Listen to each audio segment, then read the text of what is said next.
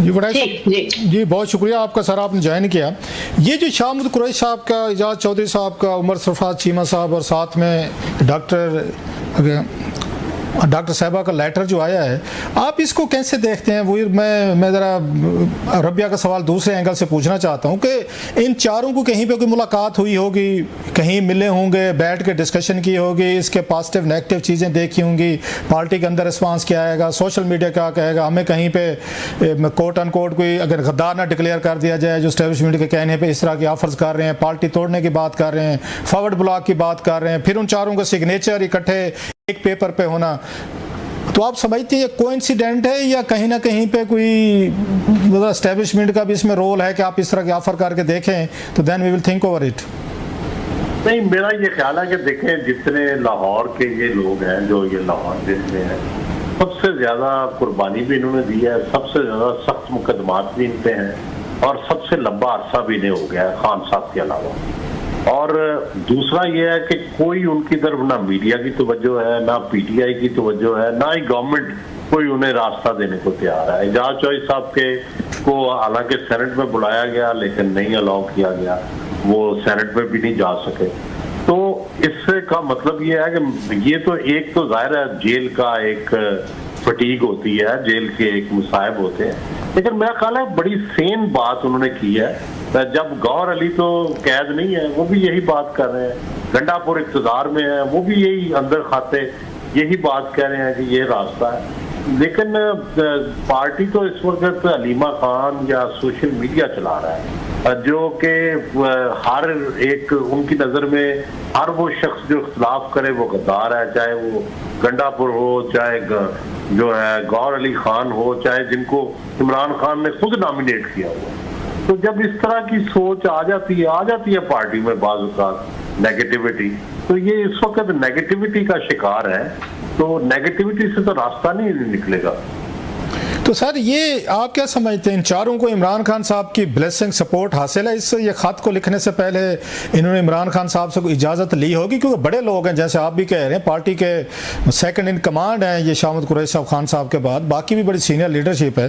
तो क्या इन्होंने इमरान खान साहब से कोई बातचीत मैसेजिंग के बाद लेटर लिखा है या अपनी तरफ से इनका इनिशिएटिव लगता है? मेरा ख्याल है नंबर 1 तो कलासरा साहब इन्होंने अपनी तरफ से लिखा है, नंबर 2 खान साहब की पॉलिसी को बदलने के लिए लिखा है। जो वो तो इमरान खान साहब ने हलीमा खान साहबा के जरिए ऐलान कराया ना कि तहरीक चलाएं, ये कह रहे हैं मुज़ाकरात करें, तो बिल्कुल दो नुक्ता आए, मुखालिफ नुक्ता आए नजर है।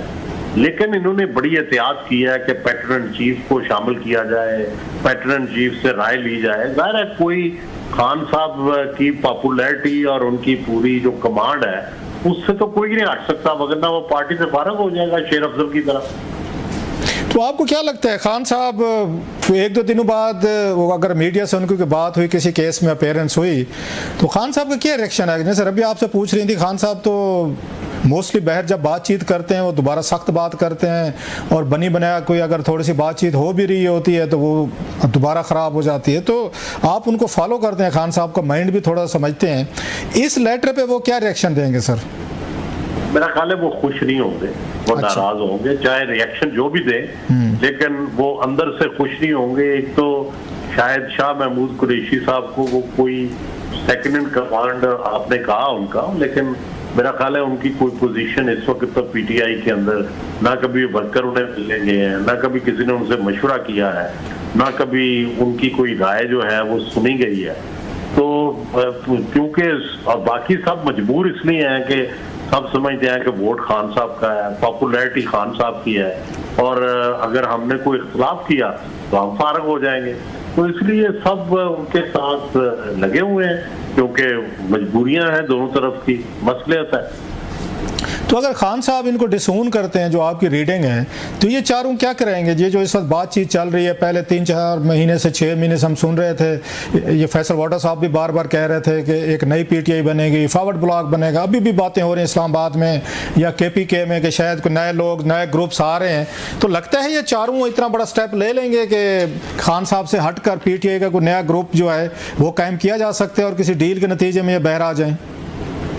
नहीं, मेरा ख्याल है ना तो ये गद्दार हैं, ना ये अलग ग्रुप बनाएंगे, ना पीटीआई छोड़ेंगे। इतनी कैद काट लिया तो आप क्यों ये करेंगे? देखिए एक राय है ना उनकी, मैं तो समझता हूँ इनकी राय सही है। जो लोग क्या तहरीक चलाना चाह रहे हैं वो अल्टीमेटली नाकाम होंगे और अल्टीमेटली फिर जाना पड़ेगा और बार्गेनिंग पोजीशन कम से कम तर होती जा रही है। जितनी देर जब तहरीक चला के नाकाम होती है तो आपकी बार्गेनिंग पोजीशन और कमजोर हो जाती है। तो बेहतर यह है कि तहरीक खौफ रहे, हुकूमत पर आप धमकी जरूर दें लेकिन साथ मुज़ाकरात करें और मुज़ाकरात में जो मिलता है जितना मिलता है वो लेना चाहिए।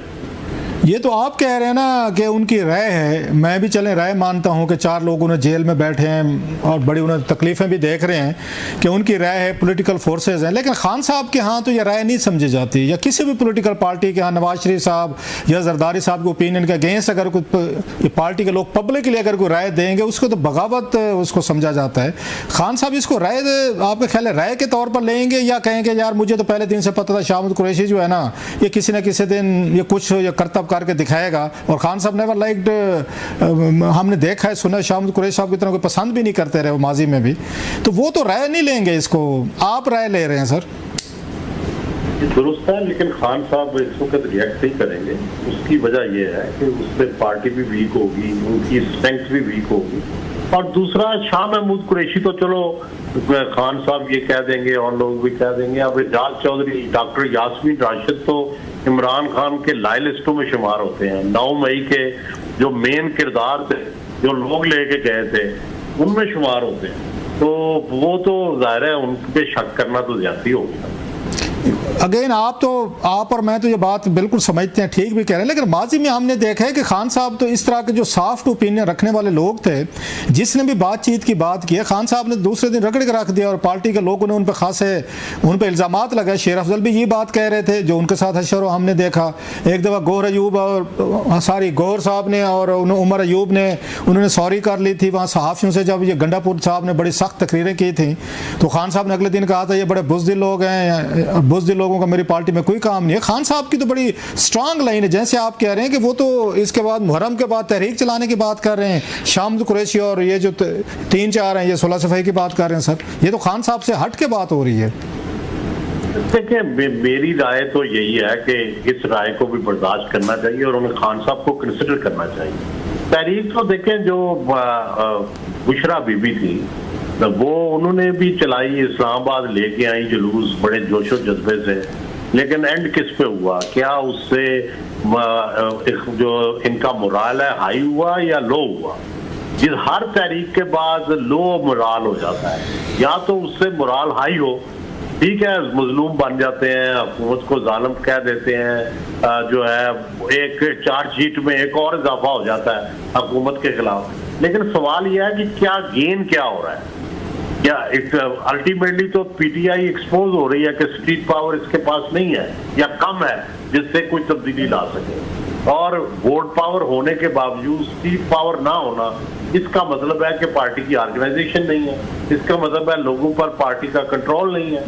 तो ये तो इससे तो नुकसान हो रहा है। जो एक तासुर है कि जी हम तो इलेक्शन जीते हुए हैं, हमें दादरी से हराया गया है, हमारी तो स्ट्रेंथ है, हम तो पाकिस्तान में 90% है या 80% है, तो फिर वो निकाल के भी दिखाएं, तो उसके लिए ड्रावा ठीक है। वो आप मुज़ाकरात में कहें जनाब हमारी तो अक्सरियत है, हम खुद नहीं तहरीक चलाते, तो तासुर तो ये देना चाहिए था, ज्यादा अच्छा तासुर ये था। अच्छा सर, इस पे क्या मुज़ाकरात की जब ये बात करते हैं, क्योंकि उनकी अपनी पोजीशन है कि हमारा मैंडेट चोरी किया गया, हमारे वर्कर्स मारे गए हैं और यहाँ पे अदालती रिफॉर्म्स की गई हैं, तो ये सारी चीज़ें रिवर्स होनी चाहिए और उनकी सीट्स जो हैं वो वापस की जानी चाहिए, तो मुज़ाकरात किन बातों पर होंगे? और क्या इस वक्त एस्टेब्लिशमेंट या शहबाज शरीफ साहब मुज़ाकरात के लिए कोई दबाव है उन पर, या वो तो कंफर्टेबल हैं, वो क्यों करेंगे मुज़ाकरात? इस वक्त खान साहब जेल में हैं, बाकी पार्टी जैसे आप कह रहे हैं वो बेचारे इस वक्त मुश्किल का शिकार है, तितर बितर रोड पे भी कोई बंदे नहीं ला सकते, तो हुकूमत क्यों मुज़ाकरात करेगी?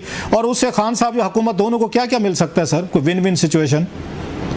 कलासरा साहब आप तो माशाल्लाह बड़े सीनियर है, माजी में देखते हैं ना कि किस तरह हुआ है। बेनजीर भुट्टो और जनरल मुशर्रफ के दरमियान मशहूर एनआरओ हुआ, तो वो क्या था? ये है कि भाई इलेक्शन अगले फेयर होंगे, उस वक्त तक हमारी हुकूमत चलेगी, मैं अगला सदर हूँगा और आप प्राइम मिनिस्टर होंगे, ठीक है, यही तय हुआ था। ऐसे था। इससे पहले असलम बेग साहब ने जब बेनजीर भुट्टो को इख्तिदार दिया वो इलेक्शन जीत चुकी थी, तो उनसे शरायत तय की कि जनाब 3 जो कैबिनेट की